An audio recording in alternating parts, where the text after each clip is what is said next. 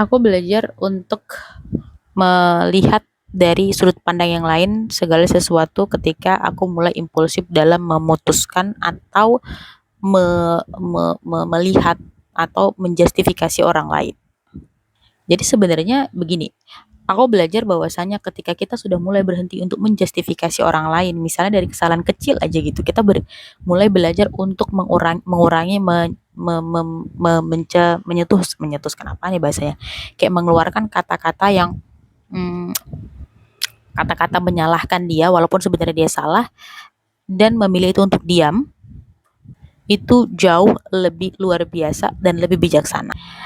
Karena gini ya, aku mm, belajar bahwasanya ketika kita mulai untuk tidak menjustifikasi, kemudian tidak menghakimi orang lain walaupun atau meskipun dia salah, itu sebenarnya kita tuh bukannya kita memberikan space kepada dia, tapi kita belajar untuk mengontrol diri kita. Ya sama halnya dengan aku sendiri. Aku merasa ya ketika aku tidak menjustifikasi, misalnya kayak yang lu tadi ngapain sih, misalnya contoh ya, misalnya teman gue salah, misalnya dia beneran salah nih, misalnya contohnya dia udah jelas bahwa dia salah, terus misalnya gue menegur dia karena kesalahan dia, atau mengingatkan, atau misalnya kayak gini deh gampangnya, misalnya kayak aduh lu lama banget sih bangunnya, gue nunggunya lama tahu, kayak gitu.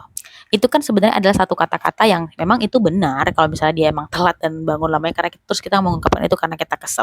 Tapi aku belajar untuk belajar untuk menahan, tidak mengeluarkan kata-kata atau hal yang demikian, atau menahan diri untuk tidak menghakimi dia, menjustifikasi dia dengan kata-kata yang negatif tentunya, dengan lebih baik diam.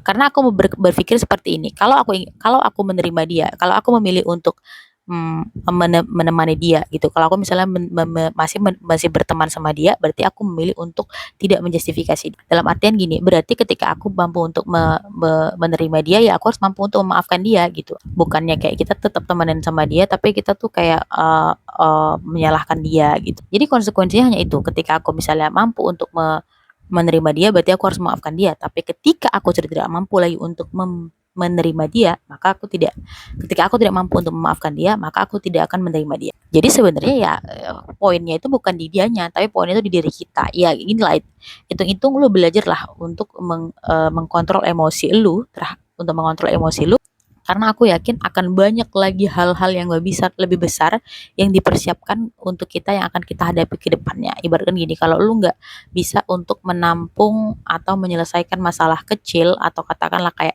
tantangan kecil, bagaimana tantangan besar akan datang ke hidup lu, begitu. Jadi kayak yang kalau misalnya kayak ada masalah kayak gitu ya, ya lebih baik lu gini, caranya adalah lu step back, lu mundur ke belakang. Ini bukan mundur dalam arti fisik ya, lu mundur ke belakang, cari sudut pandang yang lebih luas, dan ketika lu pikir-pikir secara rasional, oh ini lebih banyak positifnya dan kayaknya gue masih bisa maafkan dia, oke, just go ahead. But ketika kamu merasa oh, aku nggak bisa memaafkan dia dan ya kayaknya kita udah nggak bisa lagi, oke, just go away. Tinggalkan dia dan lari sejauh-jauhnya.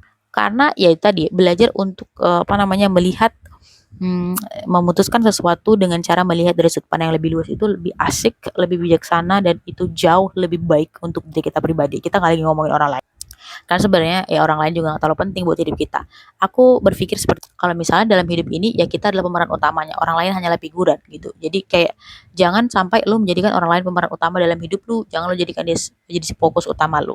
Jadi kan mereka tetap sebagai ya sebagaimana mestinya gitu. Jadi kan kalau misalnya kamu frame berpikirnya seperti itu, kamu akan menjadikan dirimu yang utama tanpa harus menyakiti orang lain, tanpa juga harus menindas atau pokoknya itu deh, menyakiti orang lain. Dan kamu tetap akan menjadi orang yang jauh lebih baik ketika kerangka berpikirmu seperti itu. Oke teman-teman, segitu dulu buat video kali ini.